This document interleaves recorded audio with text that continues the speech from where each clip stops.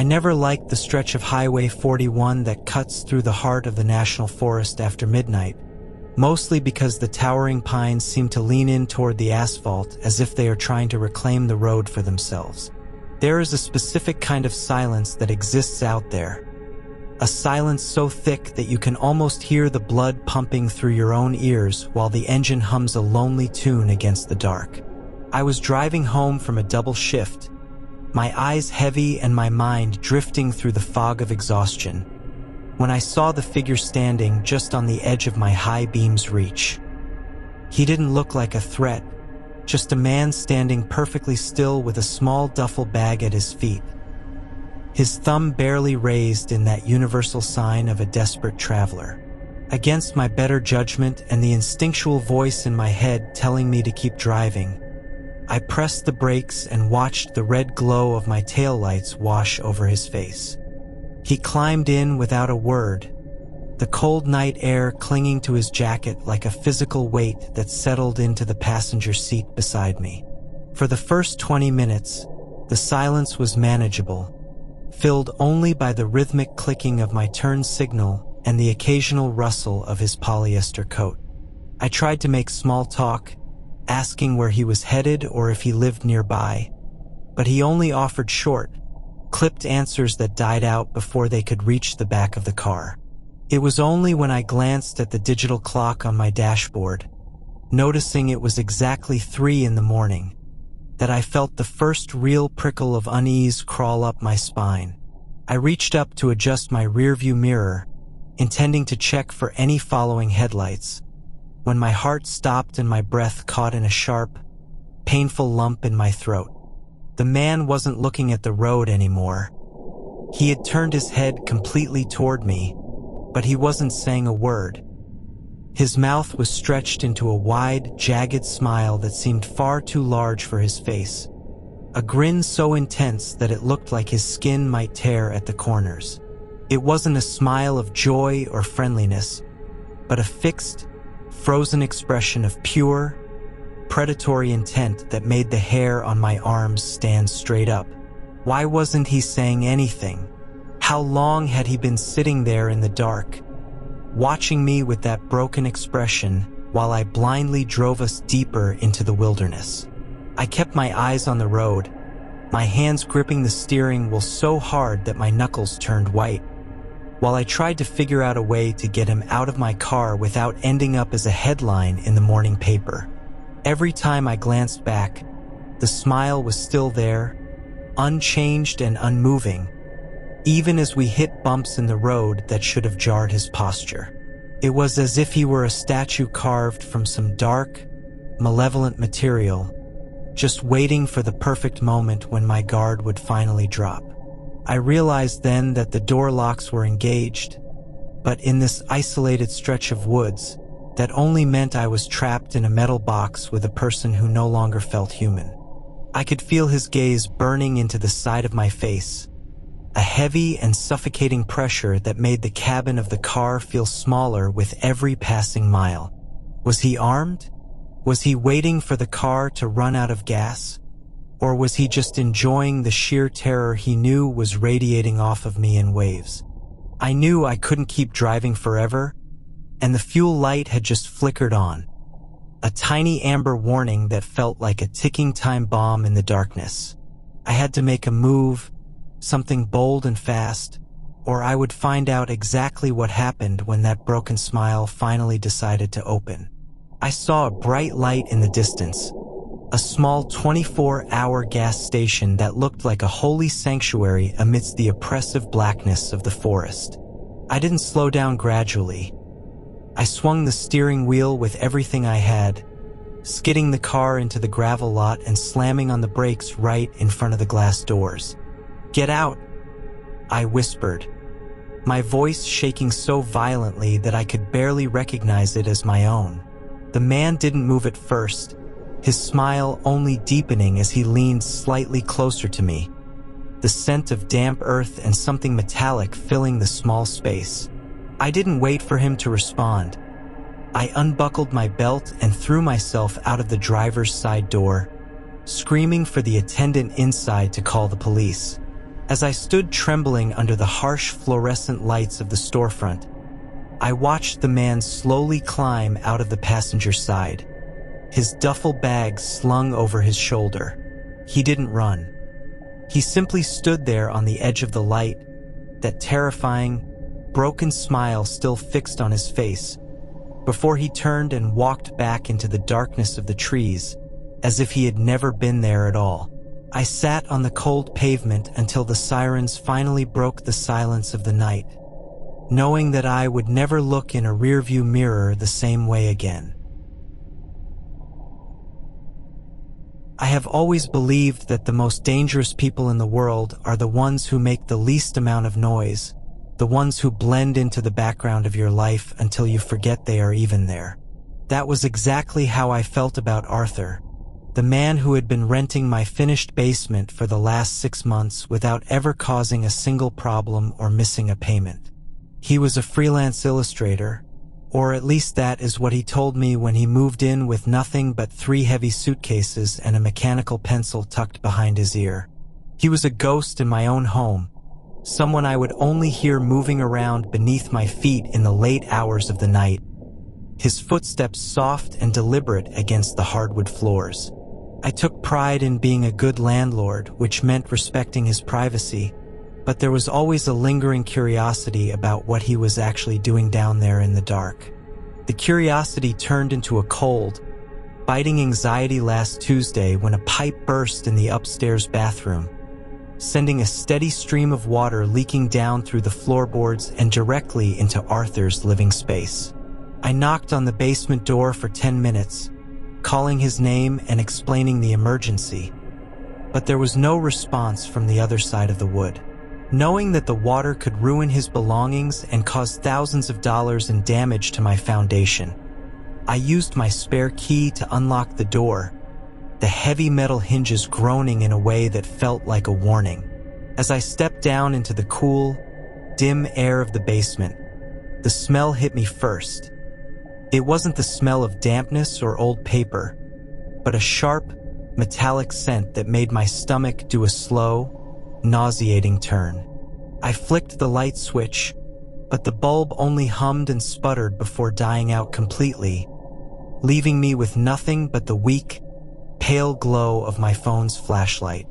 I swept the beam across the room, expecting to see puddles of water on the floor, but instead, my light landed on the walls, and my heart skipped a beat before hammering against my ribs like a trapped bird.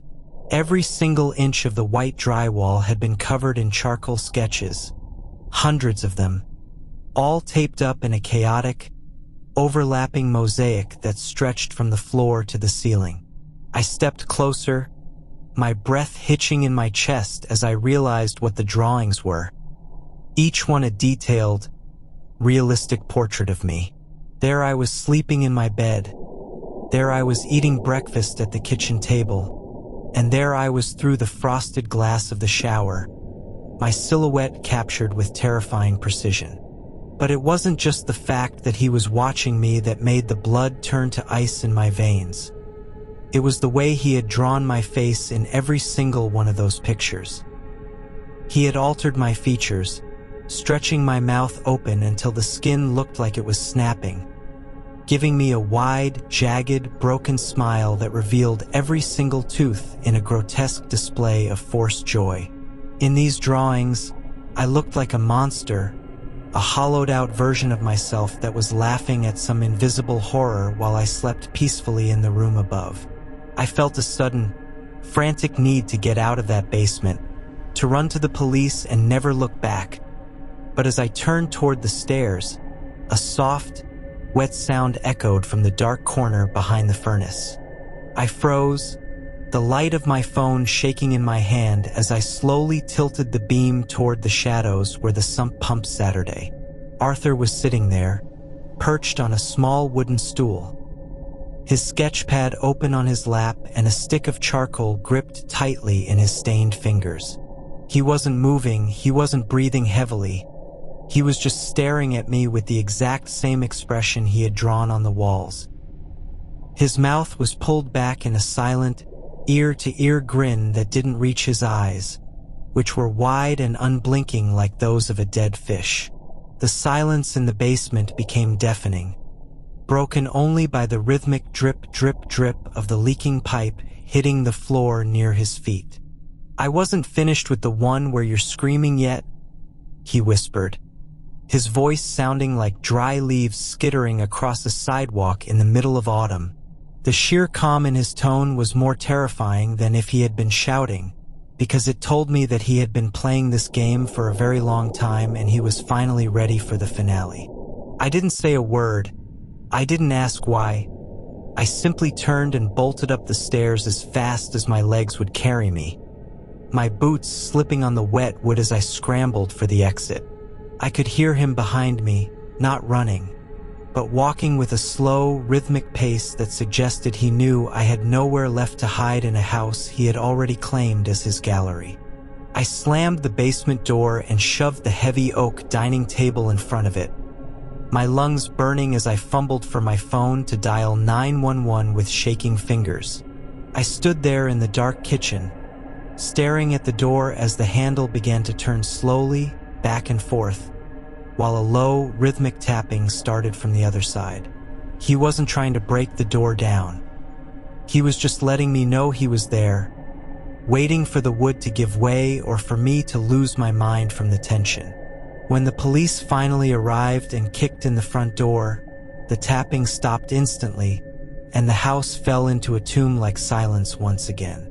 They found the basement empty, the window at the back of the house smashed open and the charcoal sketches fluttering in the breeze, but Arthur was gone into the night. Now, every time I look in a mirror or pass a dark window, I catch myself checking the corners of my own mouth, wondering if he is still out there somewhere, waiting to finish the drawing of the moment I finally break.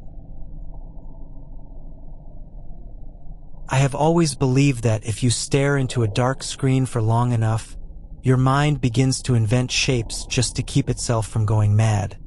But what I saw on monitor 4 tonight was no trick of the light or a figment of my exhaustion.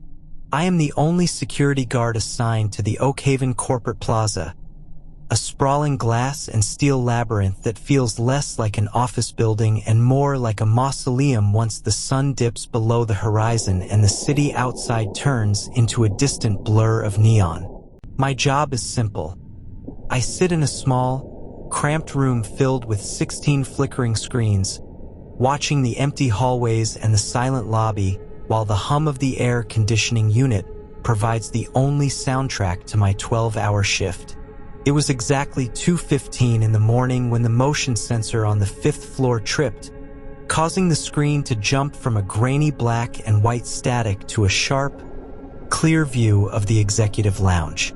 At first, I thought it was just a shadow cast by the swaying branches of the trees outside, but as I leaned closer to the glass, my breath hitching in my chest, I realized there was a man standing perfectly still at the very end of the corridor. He wasn't dressed like a burglar or a disgruntled employee. He was wearing a tattered, oversized suit that looked like it belonged to a different decade, and he was facing the camera with a posture that was unnervingly rigid. I reached for my radio, my fingers trembling against the plastic casing, but I stopped when I saw his face through the low-resolution feed. Even through the digital noise and the flickering light, I could see that his mouth was stretched open in a wide, frozen grin that seemed to defy the natural limits of human anatomy. It was a broken smile, a jagged expression of some hidden, internal rot that made my stomach turn into a cold, heavy knot of pure dread. Why wasn't he moving? I watched the timer on the bottom of the screen tick away the minutes. 1, 2, 5. And yet the man didn't blink, didn't shift his weight, and didn't look away from the lens as if he knew exactly where I was sitting. I told myself that it had to be a prank, a mannequin placed there by a bored coworker. But then the man's fingers began to twitch against his sides, a slow and rhythmic movement that felt like a countdown. I knew I had to go up there. It was my duty to investigate the breach, but every instinct in my body was screaming at me to lock the door of the security hub and wait for the morning sun to bleed through the windows. I grabbed my flashlight and my heavy ring of keys, the cold metal biting into my palm as I stepped out into the dark lobby, the silence of the building now feeling like a physical weight pressing against my eardrums.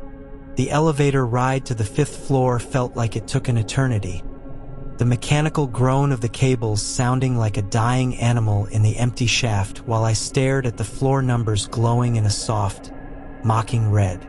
When the doors finally hissed open, the air in the hallway was freezing, smelling faintly of stale ozone and something sweet, like rotting fruit hidden behind a radiator.